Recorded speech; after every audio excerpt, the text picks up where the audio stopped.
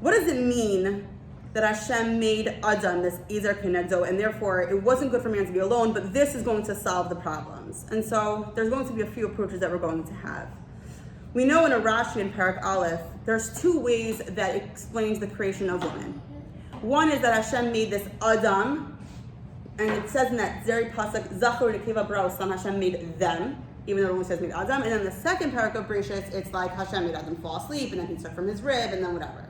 So there's clearly like a discrepancy between how Chava was created.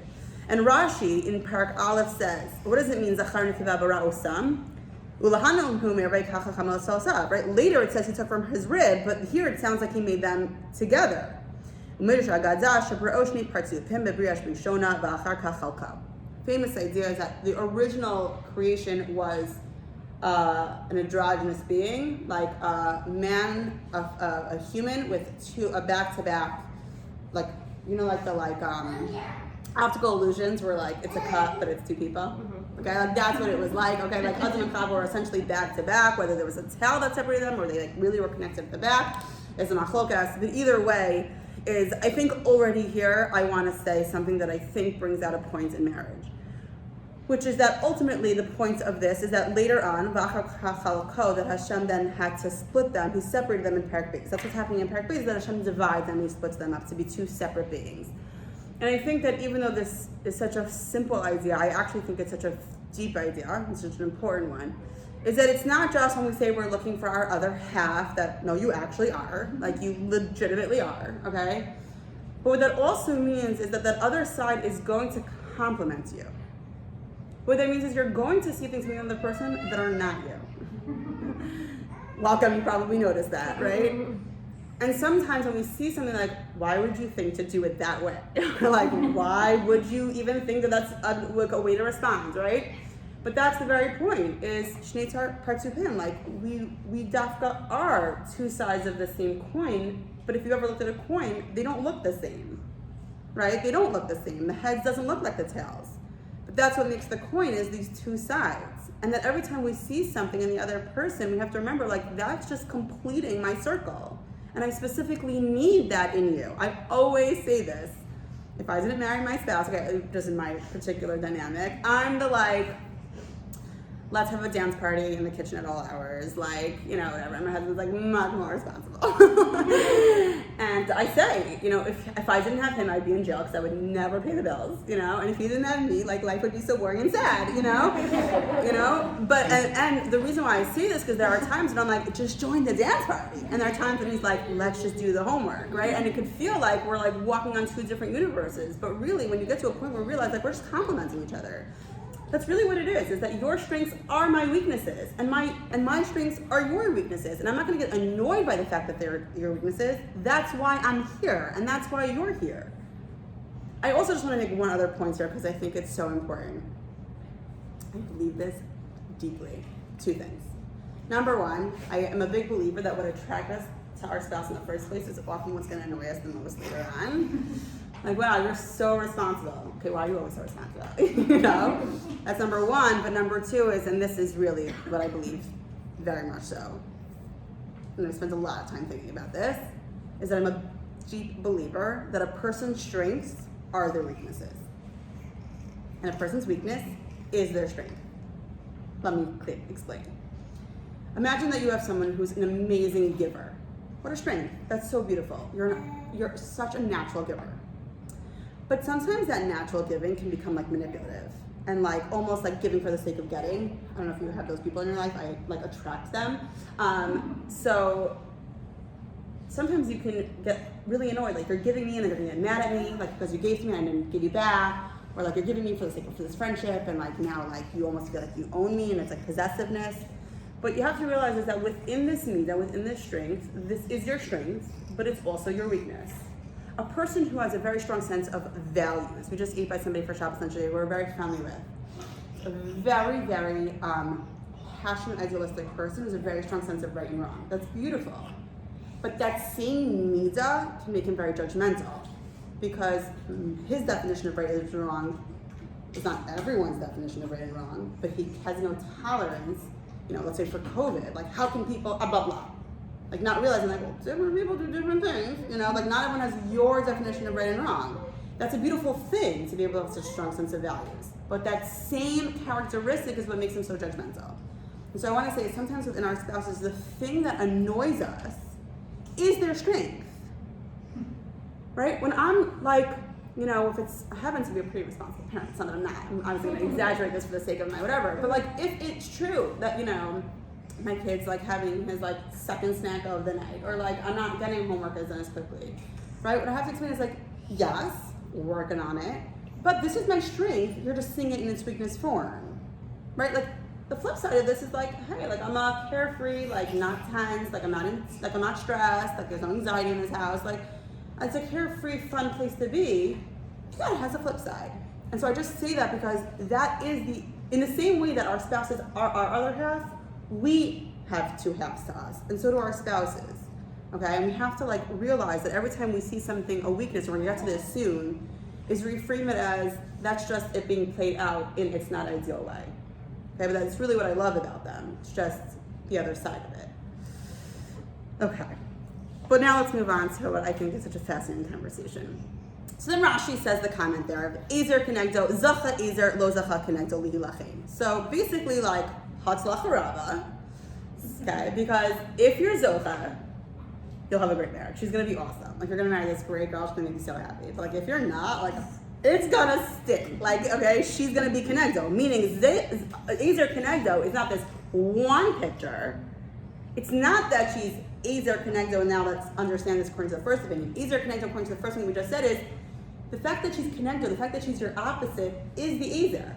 The fact that I'm the opposite of Donnie is the very thing that's going to help us both out, because we complement each other. The Ezer, the help, is the fact that you're my opposite, right? The fact that you're my opposite is the very thing that's helping me here. But Rashi thinks totally different. It's a kind of like up, like toss, okay? Either Ezer or Kenegdo. Either she's going to be a rock star wife or not so much, or she's going to be against you. And this kind of makes us wonder, like, well, what makes a person like Zocha? Just to like learn a lot of Torah, do a lot of mitzvot. Like, what makes a person like Zocha for that? And so I want to bring a Rashi from a very funky place. Okay, a very funky place that I actually think is going to bring out some pretty beautiful marriage ideas.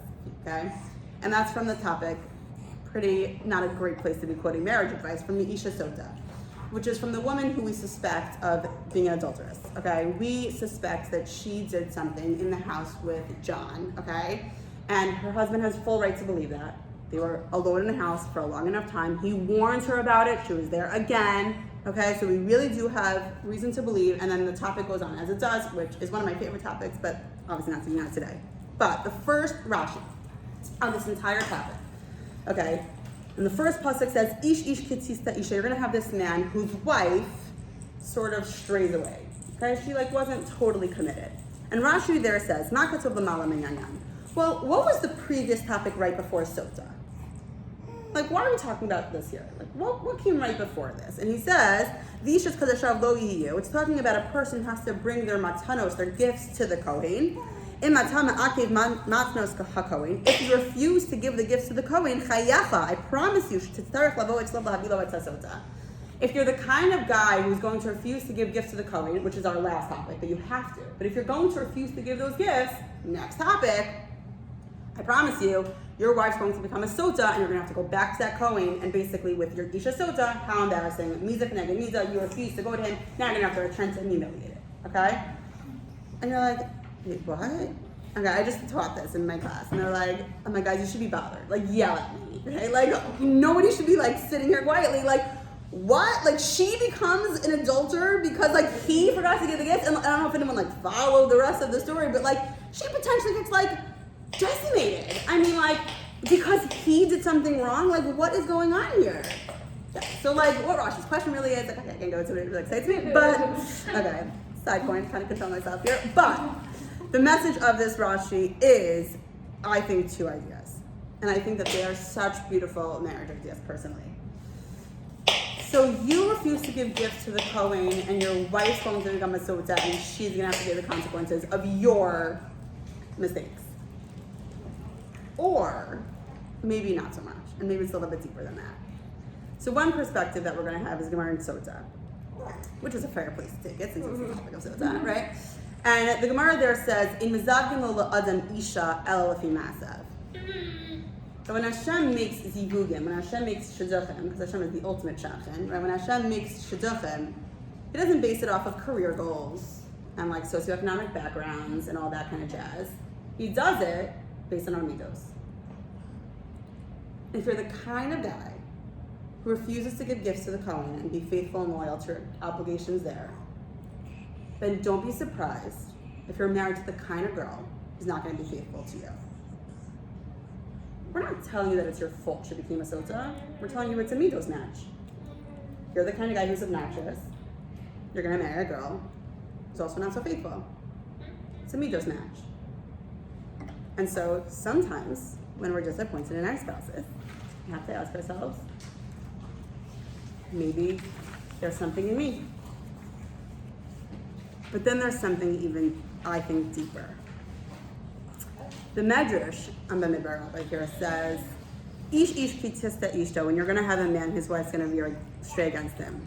Why do we have to have the word ish 2 times? Ish. So the Torah says, Limdo tzcha Torah shtei vatron b'toch beitzcha. The Torah is trying to teach you that you have to be a vatron in your house. Meaning, don't like be so angry all the time. Like, and it says here, v'altak bid l'rivima. Oh, sorry, nishbach yayin hiri vatron. If she spills the wine, don't explode it. You know, the kid. You know, there are some parents who are like, oh my, you know, so whatever. And the person like, you spill, you know, whatever. And the Midrash is telling you, kind of like more often than not, be like, okay, like we all spill, like things happen. Kids by accident cut like baby's hair, you know, like that sometimes happens, okay? But aval, if you hear something suspicious about your wife in regards to your relationship, like she's with John, okay? Come together, get up like a man. Meaning now it's not the time to be a vatron. It's not like, oh, it's fine. No, like be a man, get up, do something, and say something. Ish, right? There are times to be both men. But I think that it's saying something here very, very, and that's why I brought you the triangle. So I'm going to call this the triangle of relationships. And the bottom of the relationship are the people that I think is very easy for us to be like nice to. But that's probably the people that we also like see very infrequently. The people, and feel free to like fill in people. Like in my head, I think of like the 7 Mile Market lady, the pizza store guy, the Amazon delivery guy. Like, oh my God, thanks so much. Have a great day. Right? Like they're so easy to be nice to. Okay, in New York where I grew up, we had busing. It was a beautiful thing. Okay, like the bus driver, like we'd be like, bye Michael, like thanks, right? And like we'd like get off the bus. Like they were so nice to be friendly to. Anyone else that you put in this category of like, I see you so infrequently, but it's so easy to be nice to you.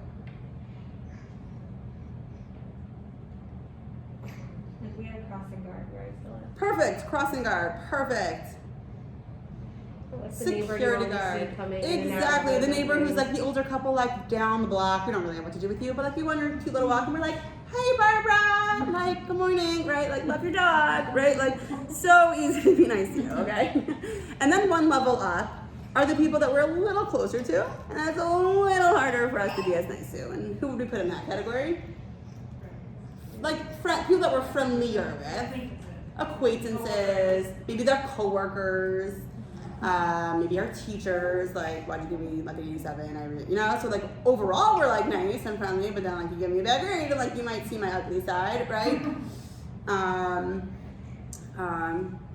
Okay, people like that. And then the tippy top is obviously our closest, our children, our parents, our siblings, our spouses. And of course the irony and the sad thing about this chart, and there's truth to this, is that the people who are closest and most important to us see our ugliest sides. Okay, that aside though, because there's just truth to that, is that we let our guard down. But like, on this chart, like where would we put a Kohen? Top, middle, bottom. Like for this guy, like in terms of like how frequently do I see you and therefore how nice would I be to? It'd be like tippy top, like super close, and therefore like you see whatever, middle or bottom. Bottom. Right, you see him like maybe 3 times a year. Is it the same Kohen? Like, are you even getting to see the same guy? Like, right? Like, how often are you frequently with this guy? And so I'm going to argue is that maybe this is like a Kal V'chomer situation. Meaning, if you're obnoxious to the Amazon guy or to the waiter, then it kind of makes me wonder, what? you're like everybody else. How in the world are you to the people who are closest to you? I mean, some of us can fake it at least with an Amazon guy, you know, like, but if you can't even like hold it in, You know, how often I'll be in a pizza store and I'll see a mom be like, fries and pizza. And I'll be like, how in the world do you treat your kids, right? Because like, and some people will be like, no, more Sova, like they're nicer. No, I don't buy it, okay? This isn't, like I don't believe that like the ones closest to me, no. If you're like that in the street to the people who should be easiest to be friendly to, then you're going to be a nightmare to the people who are your closest. And therefore, what I think this Rashi is essentially saying is, if you're the kind of guy who can treat the Kohen in such an obnoxious way, and you see him less than I see my Amazon guy, unfortunately, okay? I do love my Amazon guy, okay? Then what in the world will you be like a spouse? And therefore, chayecha, I can promise you, your wife will become a sota. Because why in the world would she want to stay married to you? And there's a line by Esther Perel, who I'm going to quote later in here, who says, and I didn't bring it, just such an insightful line. I'm not talking about affairs because I'm suspicious of anything. I'm just bringing it to highlight the idea of it. Is she says, I think it's so insightful. She says, the victim of the affair is not always the victim of the marriage. Everyone will look at the soap and be like, ugh, nasty, gross, you're such a whatever. But like maybe for the last 20 years, she's been at the receiving end of whatever she's been at the receiving end of, and like she was looking for a relationship elsewhere. Now, was that the way to do it? Likely not. We have to realize the victim of the affair is not always the victim of the marriage, okay? And the reason why I really bring this out is because for us, is we are naturally nicer to the Amazon guy and the pizza store guy. We are naturally nicer to our kids' teachers. Again, I would definitely put our kids' teachers in the middle rung, okay? Like, really? She's not the best in the class, you know? But I bring this because I thought this was a really cool idea. I never heard this before. But it says, Lo tzivaru ish b'chol moshvasechem yom haShabbos. On Shabbos, we know we're not allowed to kindle a fire. I never heard this before, but I thought this was really cool. So the Shni L'chol Sabra says on this, Romiz le'ish ha'machlokas, ve'ish ha'kas, shetzarech ha'adam lizaher shlonav arbo olamis. When it says don't light a fire on Shabbos, it's true, you can't ignite a fire on Shabbos. What he's saying is that don't light the fire of anger on Shabbos. Shabbos should be a time when your children look forward to coming to that table. When there's a piece of serenity and simcha and shalom in the house. But it's also an opportunity when everyone's off and home and tired for there to be machlokas. And so what this parish is telling you is be extra careful. Lo tivaru eish b'chol moshvosechem b'yom Shabbos. Be extra careful not to light a fire in your home on Shabbos. There should be a place with no fire, no machlokas on Shabbos. And we know that the Yetzer Hara comes extra on Erev Shabbos. It wants to leave its little mark, on Shabbos. And that's why I bring the pasuk in Vayikra. So simple. You have to hakamocha. The Chafetz Chaim says that applies to no one more than our spouses. So, especially after what happened, everyone is like dedicated to the cause of like being non-judgmental and accepting of other Jews, and I think that's so important. That begins with home. Chesed begins in the home. Non-judgmentalist begins in the home. We want to create children who are going to be non-judgmental of other people. We have to show them what it means to be non-judgmental of other people. So I love this next few ideas. I'm going to go on a little bit of a rant. I apologize. No, I'll open up for questions.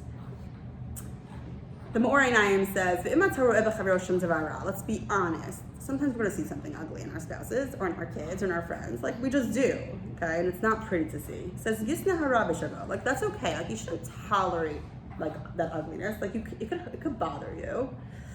But, like, try to love the person behind, like, sometimes, like, people say, like, I love the sinner, not the sin, right? Like, okay, like, you messed up. That was not, like, ideal, but, like, I still love you, right? Ki Baal Shem Tov Amar, Shatzadik HaGamor Ein Ra B'Kirbo, Ein Ro'eh Shem Ra Shem Ha'adam. Ach Mish Ro'eh Shem Ra B'Chavero, Ein Hu K'mo Shem Mistaka B'Mara.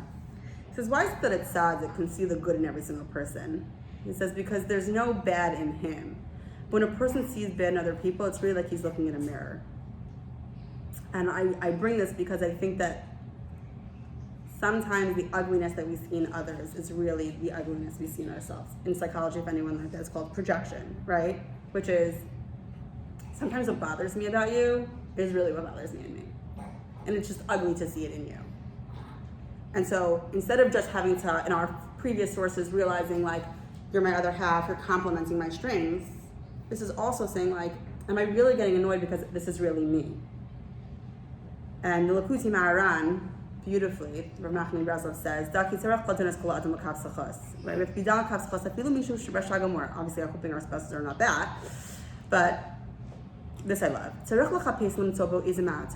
Let's say someone disappoints us, or we feel like they could be better. Look for the good. When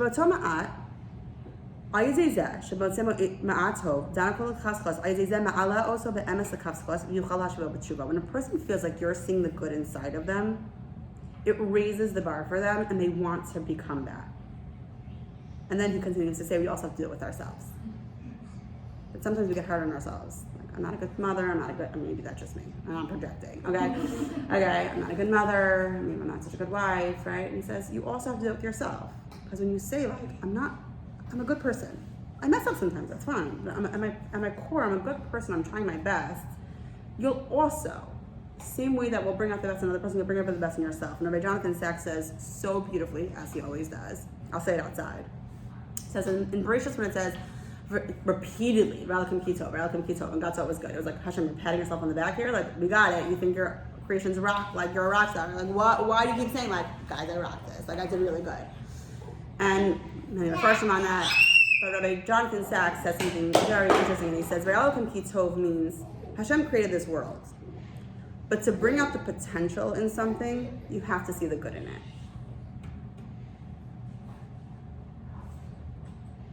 In order to bring out the potential, you have to see the good in it. Ralakim Kitov meant I created this whole world, but no good's going to come out if we don't see the good in it. And Rabbi Noah Weinberg on top of the next page says the Jewish definition of love is the emotional pleasure a human being experiences when he understands and focuses on the virtues in another human being. Okay, so before I move on, let's pause here for a second and ask questions or comments.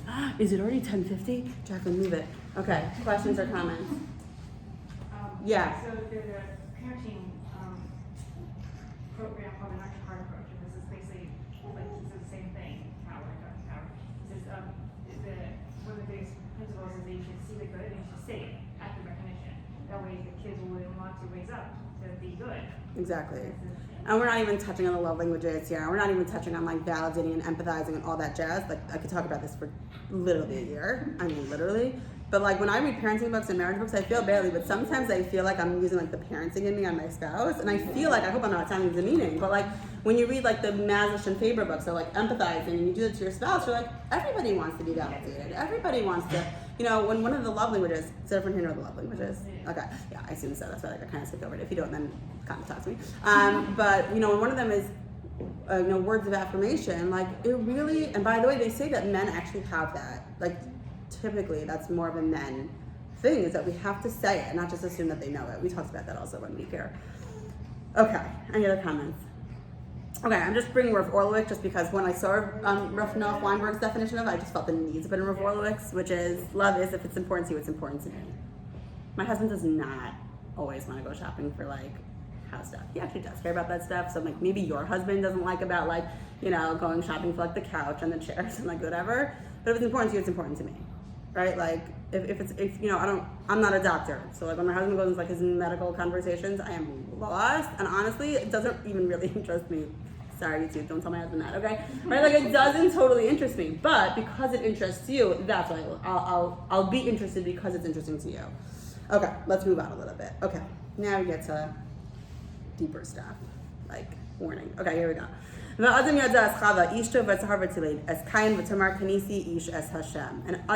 knew his wife Chava. So for those of us who didn't go to like, you know, a Jewish elementary school, you should just know that in many, many schools, they'll say an Adam knew Chava, like they dated. And we're like, that's not what happened, okay?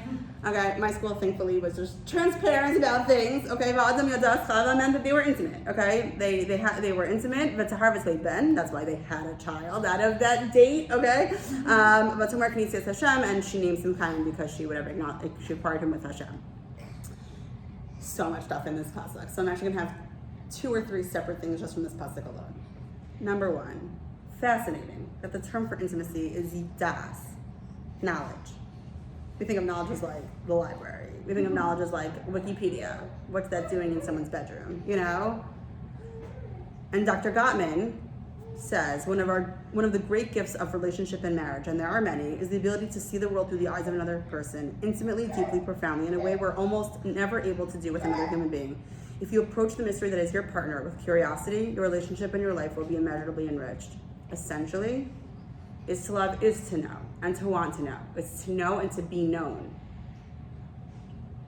Unfortunately, the relationships out there is desire, good, let's move on. It's the so opposite in Judaism. Unless you know me in my deepest core of what I believe and what I like, what I'm passionate about and what I get nervous about, what makes me anxious, what if you mention that, I'll get really defensive. If you don't know me, then you don't really have a place to be intimate with me. In fact, there's a whole cute thing, play on words of like intimacy in Judaism is into me, you see. Because it's the most vulnerable, if you think about it, is letting a person in both on an intimate level and on a knowledge level is very vulnerable. What are you going to do with this information? What are you going to do, right? But that trust there, das, is to know a person is intimacy. We don't just, hopefully, tell all those deep secrets to everybody. And so he argues that that's actually the core of a relationship, is to never stop wanting to know your spouse. And that's why I brought this with Esther Perel, who I quoted before. She has a TED Talk that I highly recommend. She actually has two. And she says, in some ways, the crisis of desire is the crisis of good imagination. Right? Marriage is a little bit complicated because when there's these, I'll read it and then you'll see. If there's a verb that comes with love, it is to have. And if there is a verb for desire, it is to want. And in love, we want to have. We want to know the beloved. We want to minimize the distance. We want to contract the gap. We want to neutralize that tension. We want closeness. But in desire, we tend not to want to go back to the places we've already gone. Foregone conclusions do not keep our interests. In desire, we want an other. Somebody on the other side that we can go visit, that we can go spend time with. In desire, we want a bridge to cross. Desire needs a space. In this space between me and the other moves that movement towards the other. Because desire is not always going to new places, but looking with new eyes. I love that line. I just want to say, I think essentially she's saying two things that she doesn't even realize she's saying. Ezer kenegdo, ezer kenegdo. You're so close to me. And yet there has to be this distance to maintain that exciting desire. I mean, but essentially, is that not the cycle of nida? Is this balance between there's a bridge that I need to cross, and then there's this closeness, and then there's yet another bridge we have to cross, and there's never that, hopefully, there's never that tension between desire and having. Right? You have this person, they're yours. But that desire has to come from seeing them from a different place. And maybe during that time, it doesn't have to be during your nida time. I remember I once read something that said, and it's so true, like, sometimes like our actual cycles don't always like match with like our like, sometimes we're gonna fight when like you're the night, it doesn't always match up, But the point is that like, if you're at a kiddush or your Shabbos table, and so sometimes like look across the table and look at this person and be like, just look at them with these new fresh eyes of like, wow, like we're building this family together, or like, wow, like and just like look at what they become. And to look with those new eyes does create an inner desire, okay? And Vayar Kitov is not just to bring out the good in them. When we see them as good, that also makes us love them more. Okay, I have to speed up because I'm almost done here. Next idea. Tanu Rabbanan. Shlosha Shutzvim Yesh Ba'azam HaKadosh Baruch Hu V'Aviv V'Imo. We know that in a marriage there's actually three partners. Man, woman, and Hashem. Now that sounds like a very beautiful idea, okay? But actually there's a lot more depth to that maybe than it sounds, okay? And I think it goes like this. I'm just going to read the next source and I'll explain to you how I think this can be very, very practical for us. We see that I gave it to here. Like Ish and Isha have very similar letters, right? There's Aleph and Shin, which is Ish, which is fire. And we know that the extra letters are Yud and He, which is Hashem. And if there's Zocha, then Hashem's name rests between them, the Yud and the head. But if they're not Zocha and Hashem leaves them, because then you're left with Ish, with the fire, with like a home that's just a lot of fire, right? A lot of rivalry. So this is a very beautiful idea. Bring Hashem into your marriage, you'll have a great marriage, great. But like sometimes you're like, but I see from marriages and they're not always great. And they're totally trying to bring Hashem in. Like they're doing Jewish, they're doing Torah, like where's the Shalom Bayis? And so I'm going to argue that what it means that Hashem is Shutman Ba'adam, or Zachu Shechina B'nayim, what does that mean? I'm going to argue what that means is that I'll say it like this. I think that marriage is going to bring out a lot of emotions in people, a lot of sensitivities, a lot of, also like new chapters, which are exciting. So that's also exciting. It's also like scary when my husband like matched in Hopkins and that moved me to Baltimore, which to me was like the other side of the universe, which was just like a few states away from New York, like that was anxiety provoking, right? Like we go through emotions together. I think that what it means to have Hashem as a shutaf in your marriage, or Hashem as a partner in your marriage, is to say, if I'm not, maybe I'm wrong, so please argue with me if I'm wrong, but it means that there's going to be a lot of things that are going to pique your excitement and totally scare you and make you nervous and make you scared and angry. But when you know that Hashem is a partner in your marriage, you will act differently. Because we would never act a certain way. Remember, like on our chart, I would never, if my boss was in the room, if my principal from school was in my room, no matter how angry my kids are making me, if I'm at somebody else's Shabbos table, I'm keeping it together. I'm like, okay, honey, when we get home, we're gonna get you, right? Like I got this, right? Is that what it looks like in my privacy of my own home? But when I know that Hashem is in the privacy of my own home, and that He is also watching and recording what I'm doing, then am I also reacting in a way where I'm not using certain languages and I'm not reacting with a certain level of anger? Because I also realize that Hashem is here. It's not just about impressing the neighbors, it's about impressing you, Hashem. It's all for the boss. Hashem, you're in my house at all times and all places. And that's a marriage like Hashal and Bias, because I don't just say whatever I want, however I want it, whatever I want it. You didn't push my buttons and all of a sudden, like I'm an explosive volcano. I'm a Ben Adam. Hashem's in this room. I have the choice of how to react now. It's true that you hurt me. It's true that I'm feeling angry. But I'm still going to react in a way that I'd be proud for Hashem to see me react. Okay, before we move on to the next idea, questions or comments about that? I thought you were going to take it in the direction of like that having Hashem there with you, it gives you the Emunah that you realize not to get angry in the first place, or that okay, this is exciting, like this is scary, we're going through this, whatever, but like Hashem is with us. Right, and, 100%. But sometimes your spouse is the one who's upsetting you. So what I thought you were going to say is we're playing ping pong now. What I thought you were going to say is what one of my students said is the Emunah that like, we're going to get past this. Like sometimes like when you're in a rough patch with a spouse, it's almost like, I never want to like forgive this person. Like I'm so angry. And you remind yourself like we've been here a few times before. Like guns Yaakov. Like well this will pass. And when you're a good patch, like you can't even remember the anger that you felt. It's like. But then the Emunah that we're going to get to actually later. I just want to say one quick thing because you kind of you reminded me of it is.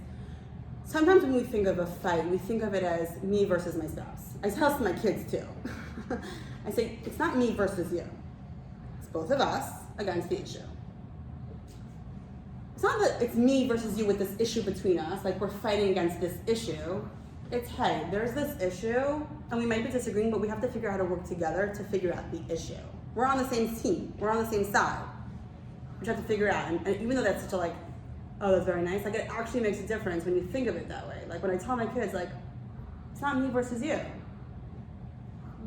I'm on your team. Like I might disagree with you right now, but we're on the same team trying to figure it out together.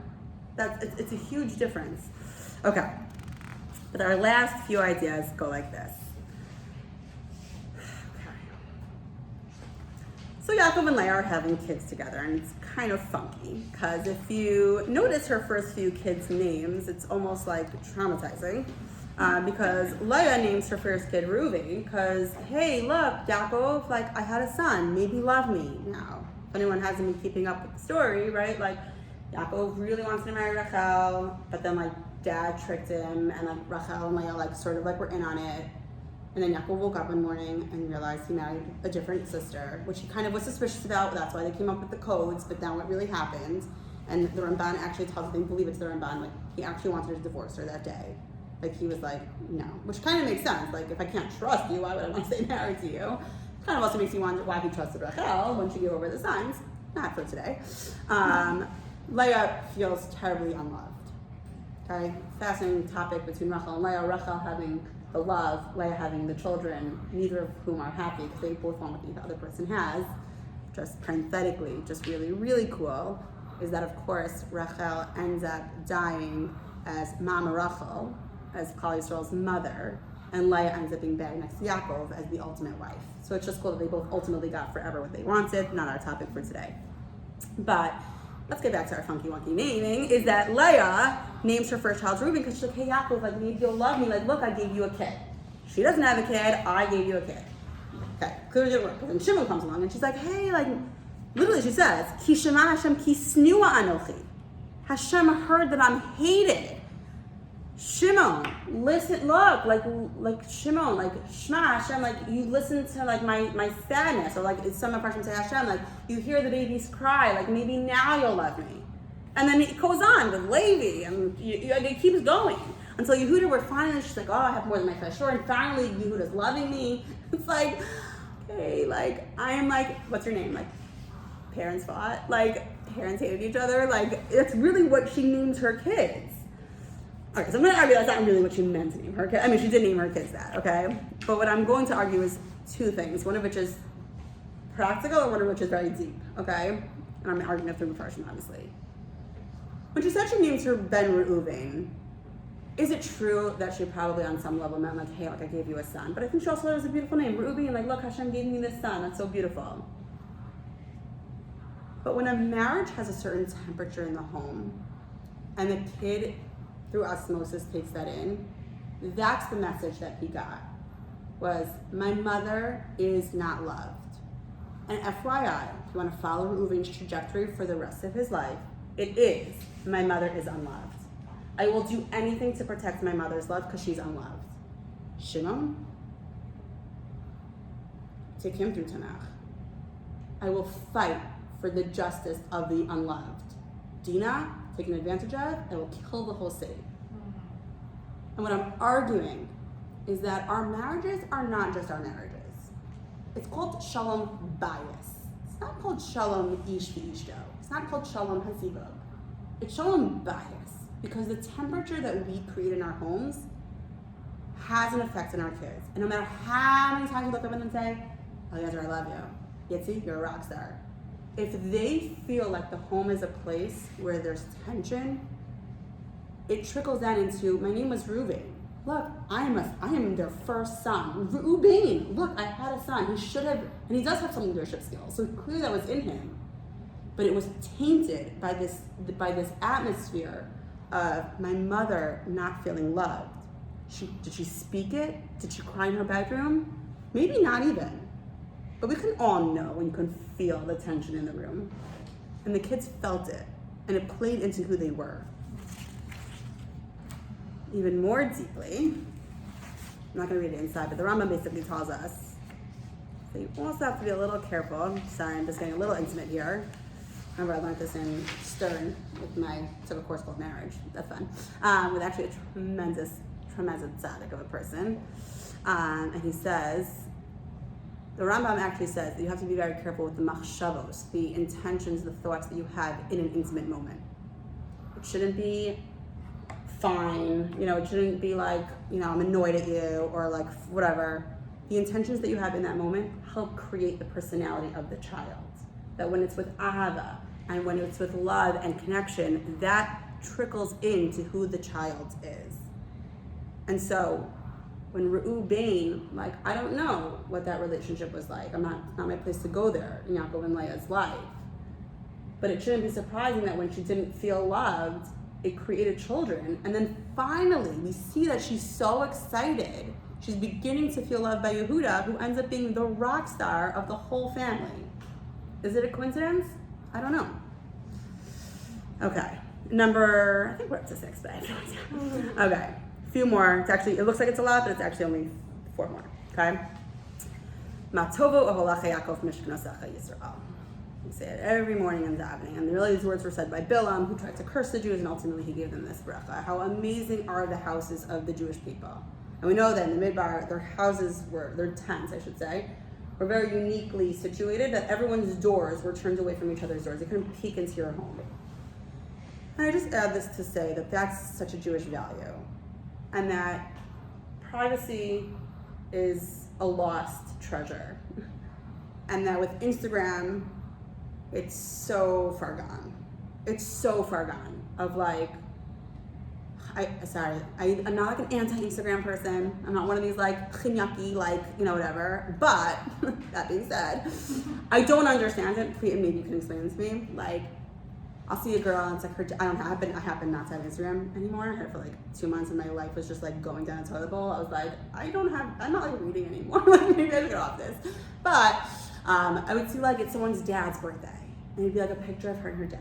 She'd be like, dear, best dad ever. And it would be like this like whole long saga of the letter. I'm like, why am I reading like your personal letter to your father? And then people would do like on our anniversaries, best husband in the world. I would never go over to my friends and I'd be like, do you want to see the homework card my husband got me? Jack, you're the best. No one like you. Blah, blah, blah. But that's become like totally normal for people to like be privy, not just to like, hey, we went out for dinner tonight, which I still think is weird, right? Like anniversary night, you know, but like the card that you're sending your spouse, okay, maybe like I'm sounding so like 1987, but like I don't understand it. It's the most private of my inner emotions and you're just privy to it. It's just on my front porch for everyone to see. And I'm gonna argue something, so sorry you get to only fight with me, but I'm gonna argue. People need to flaunt it. If there's something that you feel like you need to flaunt, then there's something that you don't have. I'm a big believer in that. When something is so in your face, then there's something so not there. And it's the relationships where, that's why like sometimes I remember like when I was younger, and I still like, you know, sometimes I like from couples, like they won't touch in public, you know, and I like think there's a lot of sensitivity to that and whatever, but something like that, I just want you to hold my hand over the line walk, you know, like, you know, so sometimes like if we're like in Miami and no one's there, I'm like, just hold my hand, okay, dude, okay, right? But I understand that the root of that is we shouldn't have to like, nobody should need to hold their hands in order to like, you know, public displays of affection, you know, like, whatever, whether you believe in that or not, it's not my point. And I don't think that everyone holding their hands is trying to prove something. But sometimes they are. And I will tell you that quite often when I've been at a Shabbaton with a couple and they've been like so uncomfortably touchy, or good friends of mine who I overheard at a wedding saying, I'm really gonna make this up, look at me like we're happy. And then both relationships, like, you know, you have to wonder like, what are you, you're putting on a show for something. And Matovo alach Yaakov, like, it was so beautiful when we didn't have to flaunt it because there was something rich there. And I think it's almost like a chicken and egg. Like the more we have to flaunt it, the less it's there because we're so preoccupied with making everyone think that we're happy that I'm not actually working on what's happening inside here. You know, it's like the teenager who like is so self-conscious. Like just work on being confident and you'll be confident. But like stop being so obsessed with everyone else think that you look like you're confident, you know? Okay, but the last few sources. Okay, the Rambam was just basically in one word, said like the ultimate marriage guidebook, in one line.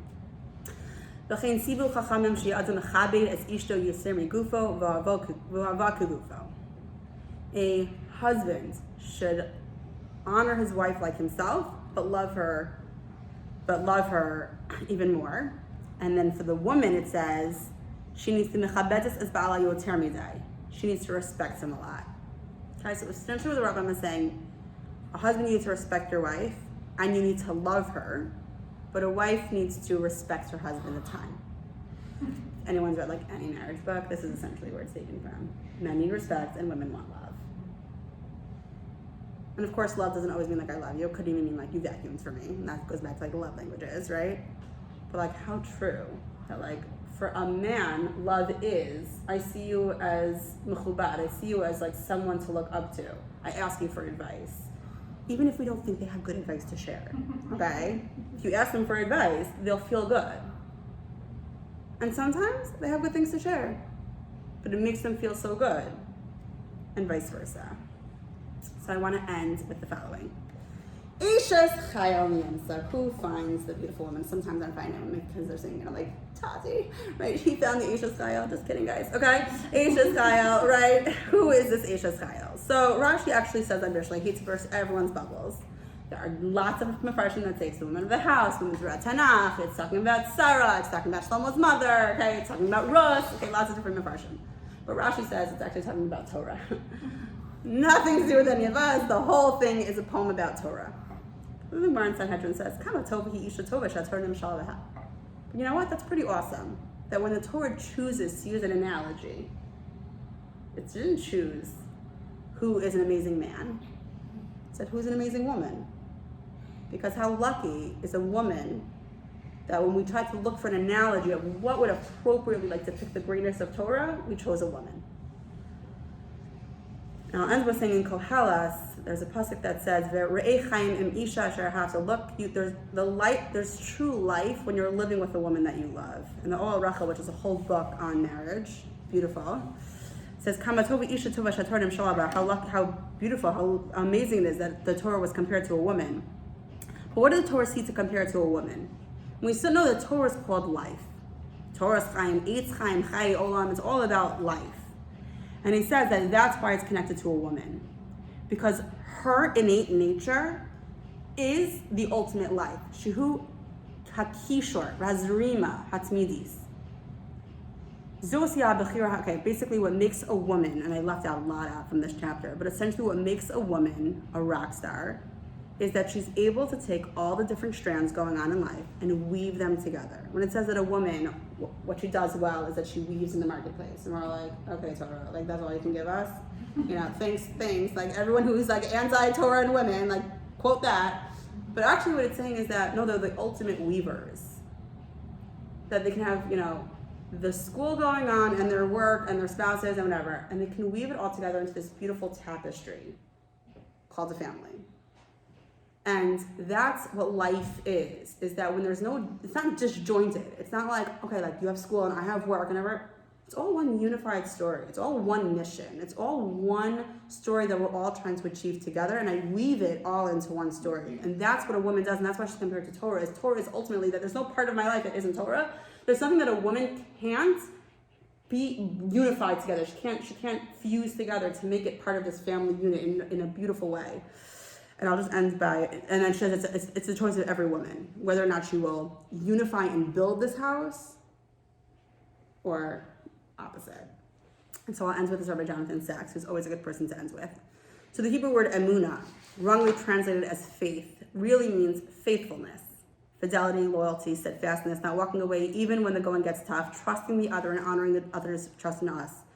What covenant did, and we see this in almost all the prophets, was to understand the relationship between us and God in terms of relationship between bride and groom, wife and husband. Love thus becomes not only the basis of morality, but also of theology. In Judaism, faith is a marriage. And so I end with what we started with, which is,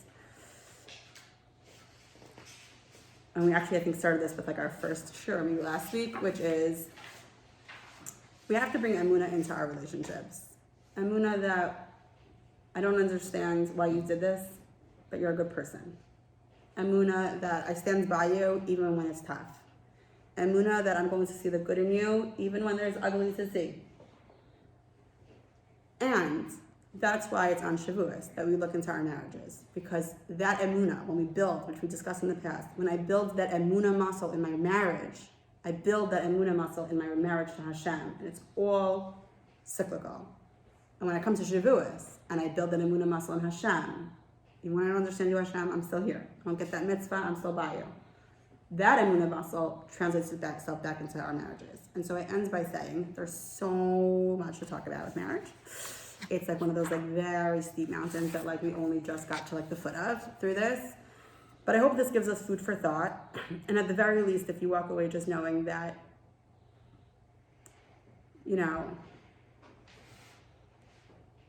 there's lots of jokes about women in the marriage and all of these whatever, but at the end of the day, it's really a woman who builds a home. She creates the fabric, she creates the environment, she creates the attitude and the spirit. And in some ways, I hate to say it, in the same way that our kids are starving for our attention and for our validation and for our feedback, so are our spouses. They're just little kids in grown-up form. And they really are just starving for us to be that was amazing. We totally nailed that. And we just hold so much power that I think we're almost we don't even realize how much we do. And so I hope that everyone is not just Makabel the Torah and grows in their Emunah with Hashem, but that Emunah and Hashem also translates to our Emunah in our marriages, seeing the best in our spouses, that they bring out the best in us and we bring out the best in them.